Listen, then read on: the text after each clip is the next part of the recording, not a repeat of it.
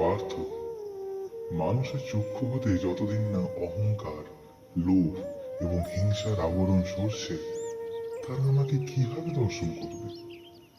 সবাই এটাই মনে করে যে দেবতা পূজা অর্চনা করার পূর্বে স্নানাদি সেরে পবিত্র হয়ে সেসব আচার অনুষ্ঠান করতে হয়। আসলেই কি তাই? সাধারণ চর্মচক্ষুর দ্বারা আমার দর্শন অসম্ভব। যতই তুমি গঙ্গার জলে স্নান সেরে নিজেকে পবিত্র মনে করো, তাতে কেবল তোমার দেহের উপরিভাগের ময়লা দূরীভূত হয় মাত্র। আত্মা কি পবিত্র হয় আদৌ? মানুষ মনে করে ভগবান মানে কেবলই এক সুদর্শন এবং মুকুট সজ্জিত দেহ। ভগবান তো শুধু তাই নয়, প্রকৃতপক্ষে ভগবানের প্রকৃতপক্ষে কোনো আকার হয় না। সেই আকাশ, সেই বাতাস, সূর্য, চন্দ্র সবকিছু সেই আত্মা, আবার সেই পরমাত্মা। তুমি কেবল পরিষ্কার দেহ মাত্র নিয়ে কি রূপে আশা করো যে তুমি পরমাত্মার দর্শন লাভ করবে? এক আত্মাই অপর আত্মার দর্শন লাভ করতে সমর্থ হয়। কেবলমাত্র হাড় মাংসের শরীর নিয়ে আত্মা লাভ সম্ভব হয় না। বুঝতে পারছো না তো? কৃষকেরা বীজ বপন করে, সেই বীজ থেকে হয় চারা গাছ, চারা থেকে বৃক্ষ, এবং সেই বৃক্ষ ফল প্রদান করে। সেই ফল বিক্রয় করে কৃষকরা জীবিকা নির্বাহ করে। আবার সেই ফলের বীজকেই যত্ন করে রাখে পরবর্তী ফলনের জন্য। বিক্রয়যোগ্য ফলের সাথে তারা রাসায়নিক পদার্থ মিশ্রিত করে, যা নষ্ট ফলকেও তরতাজা দেখাতে সাহায্য করে। আদতে কিন্তু তা হয় না। ফলের প্রকৃত পুষ্টিগুণ সম্পূর্ণরূপে নষ্ট হয়।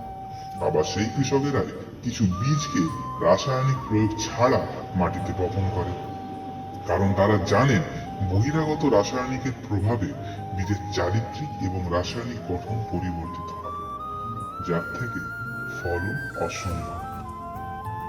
কৃষকেরা তাদের মুনাফার উদ্দেশ্যে বীজ ফল উৎপাদন করে।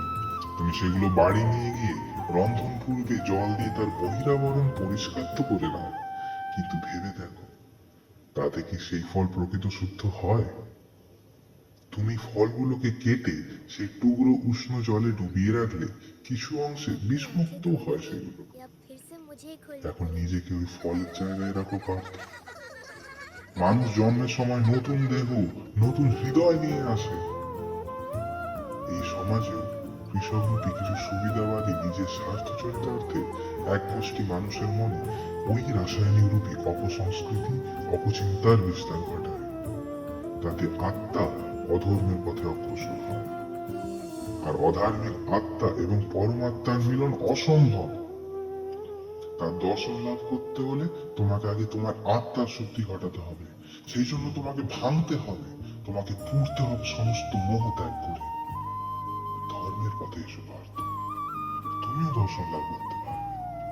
এই যুগের মানবেরা লোভ, হিংসা, স্বার্থ, মোহ নিয়ে এত মত্ত যে তারা কর্ম কম করে, কিন্তু ফলের প্রত্যাশা রাখে তার বহুগুণ। আমি আবার বলছি, কর্ম করা তোমার অধিকার, কিন্তু কর্মফল সে তো পরমাত্মার হাতে। ধর্মের পথে থেকে কর্ম করে যাও পার্থ, ফল যথাসময়ে লাভ করবে। সদা সত্য এবং ধর্মের পথ অনুসরণ করবে। আমি সর্বদাই তোমার সাথে আছি। রাধে রাধে।